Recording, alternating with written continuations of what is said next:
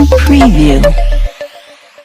आज सन्माननीय पोलीस आयुक्त आणि महानगरपालिकाचे सर्व अधिकारी आणि सर्व PI ACP आता ज्या पद्धतीने अतिक्रमण आणि तसेच भविष्यामध्ये निर्माण होणारे फार मोठी समस्या म्हणजे वाहतूक आणि गाड्यांचा पार्किंगचा या सर्व गोष्टीच्या स्मार्ट सोल्युशन्स असायला पाहिजे म्हणून आम्ही आज ट्रॅफिकच्या अनुषंगाने एक आढावा बैठक आम्ही घेतल्या आणि त्यामध्ये आपण स्मार्ट सिटीच्या मार्फत जे करत असलेल्या गोष्टीचा सन्माननीय पोलीस आयुक्त आणि सर्व पोलीस अधिकाऱ्यांना सांगितलं आणि त्यांच्या काही चांगल्या सजेशन्सही आमच्या समोर आल्या आणि या सर्व सजेशन्स घेऊन आम्ही एक टेंडर आम्ही काढलं जाणार आहे येत्या एखाद्या आठवड्याभरामध्ये आणि जेणेकरून भविष्यामध्ये स्मार्ट पार्किंग सिस्टम्स असणार आहे आणि ट्रॅफिकच्या समस्याला एक मोठा आळा बसेल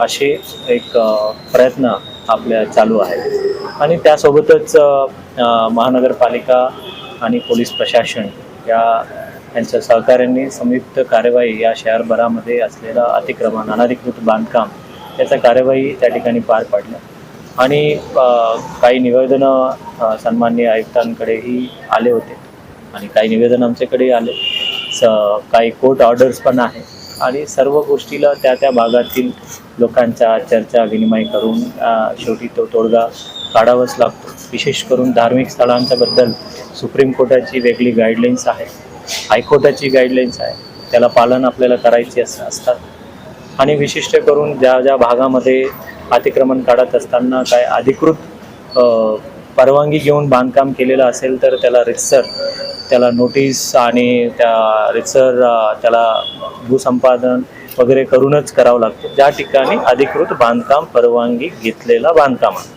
ज्या ठिकाणी अनधिकृतपणे घेतलेल्या बांधकामांना सुद्धा आपण एक कार्यप्रणाली जी आहे पहिले अनाऊन्समेंट करतो, मार्किंग करतो आणि त्यानंतर नोटीसही देतो आणि त्यानंतर कार्यवाही करतो आणि आम्ही या निर्णय घेतला की लोकांनी स्वतःहून काढून घ्या आणि कमी नुकसान होईल त्यासाठी सर्वांना मार्किंग केल्यानंतर मार्किंगच्या अनुषंगाने नोटीस द्यावा आणि जे काही मान्य न्यायालयाकडे जे गेलेले प्रकरण आहे ते न्यायालयाने ज्या पद्धतीने सुचवलेलं आहे त्या पद्धतीचा अवलंब करूनच आपण पुढील कार्यवाही केलं जाणार आहे. स्मार्ट पार्किंग काय नेमकं काय? स्मार्ट पार्किंग म्हणजे काय ते बरेच वेळा रस्त्यामध्ये जे काय असतात ऑन स्ट्रीट आणि ऑफ स्ट्रीट पार्किंग असतात की ऑफ स्ट्रीटमध्ये बरेच वेळा महापालिका पार्किंगचा बोर्ड किंवा नियमावली लावलेल्या असतात परंतु त्याला हाताळण्याची हे नसतात.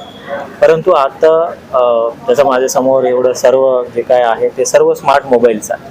त्याचं एक स्मार्ट ॲप्लिकेशन एक असणार आहे जेणेकरून लोकांनी पेमेंटसुद्धा ऑनलाईन करतील, बुकिंगसुद्धा ऑनलाईन करतील आणि दिवसभराची पार्किंग बुक करता येतं, वर्षभराची पार्किंग बुक करता येतं.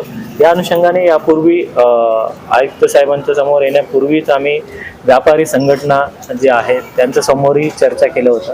त्यांनी रेट्सच्या बाबत आम्हाला विचार करूनच ठेवायला सांगितलं होतं. रेट्स अत्यंत कमीच असणार आहे but all should be app driven असणार आहे की ऑन स्ट्रीट आणि ऑफ स्ट्रीट. ऑफ स्ट्रीट म्हणजे जे बंदिस्त ठिकाणी असलेलं जे आहे त्याच्यामध्ये वाहनांचं इन्शुरन्स पण त्या ठिकाणी काढता येईल दुर्दैवाने. कारण ज्या पद्धतीने पोलीस आयुक्त सर सांगत होते की बरेच वाहनं चोऱ्या जे आहेत ते पार्किंगच्या ठिकाणाहूनच चोरी होतात परंतु दुर्दैवाने आपल्या मनुष्यबळ त्या ठिकाणी नसतात आणि आपण हा जे टेंडरमध्ये जवळपास 1000 ते 1200 एवढं लोकांचा रोजगारी मिळणार आहे.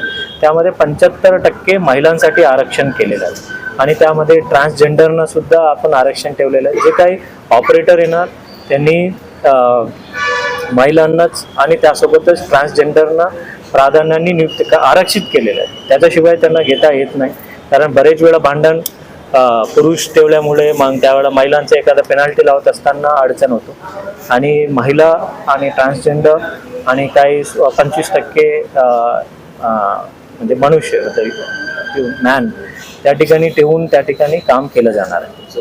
ऑफ स्ट्रीट पार्किंगला आहे का जागा आणि मग ती जागा आपल्याकडे सध्या नसल्यामुळे त्याचा काय? नाही भरपूर ठिकाणी जागा आहे फक्त त्याला हार्डवेअर त्या ठिकाणी नाही आहे. हार्डवेअर म्हणजे त्या ठिकाणी नीट ना टेवर बसवलं नसतील, त्या ठिकाणी मार्किंग केलं नसतील, त्या ठिकाणी CCTV केले नसतील. ते ऑपरेटरनी it is study, design, build, operate, manage and maintain अशा पद्धतीचा वेगळं टेंडर आपण त्या ठिकाणी केलं. ते ज्या ज्या ठिकाणी करत असताना त्या भागातील रहिवासी, त्या भागातील प्रमुख म्हणजे कॉर्पोरेटर असतील तर कॉर्पोरेटर आणि त्या ठिकाणी पोलीस प्रशासन आणि ट्रॅफिक डिपार्टमेंटच्या परवानगी घेऊनच पुढे काम केलं जातं. मुख्य बाजारपेठेमध्ये आहे त्याच्याकडे त्यांनी पार्किंगला जागा हा, मुख्य. सोडलेली नाही असं आपण आपल्याकडनं परवानग्या दिलेल्या आहेत बऱ्याच. परवानगी ज्यांना दिलेल्या आहेत, आता नुकतंच आरसूलच्या संदर्भात 15 लोकांनी कोर्टामध्ये गेलं होतं की आमच्या कार्यवाहीला स्टे द्या, आणि कोर्टाने त्याच्यामध्ये तर अजून स्ट्रिक्ट ऑर्डर्स केल्या की कोर्टाची मान्य न्यायालयाची आदेश हे आहे की त्यांनी बांधकाम जरी तुम्ही परवानगी दिली, you should check their OCs also, occupation certificate. Occupation certificate बघत असताना मग त्याचा पार्किंग आहे का त्या पण बघावं लागेल, नसेल ते पण तोडा, असे मान्य न्यायालयाचे आदेश. म्हणजे जे आम्ही प्रोसिजर फॉलो केलं तर अजून म्हणजे 100% प्रोसिजर फॉलो केलं तर खूपच कडक कारवाई करावं लागेल. ते म्हणजे आम्ही सर्व लोकांना विश्वासात घेऊन की बाबा ॲटलिस्ट समोर तुम्ही पार्किंगचे जे स्पेस आहे त्या ठिकाणी तरी खुला ठेवा, एवढा आपण आग्रह धरतो. फुलमंडी ते पैठण गेट रस्त्यावरती अंडरग्राऊंड मध्ये दुकानं उभारली आहेत.